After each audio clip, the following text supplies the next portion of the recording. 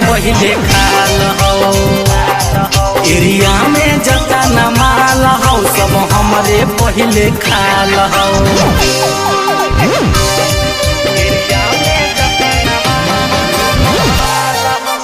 Mixed by DJ Sarfaraz, Nevada.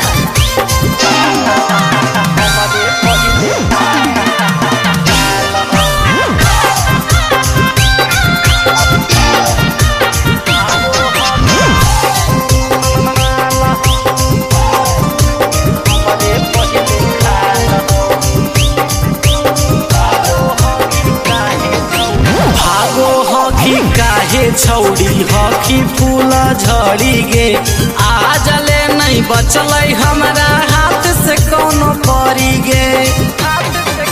हे गे भागो हखी काहे छौड़ी हखी फूल झड़ी गे, आज ले नहीं बचल हमारा हाथ से कोनो परी गे।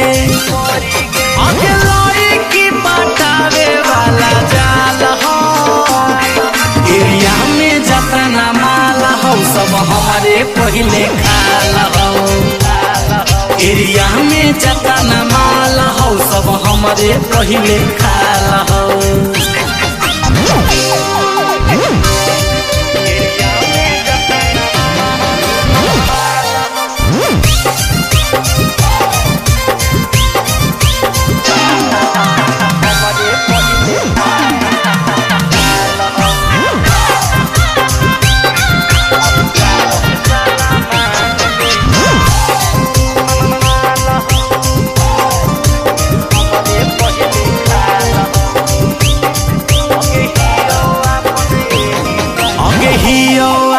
एरिया के शाहरुख सलमान गे, केतना लइकिया के कहे हमरा जान गे।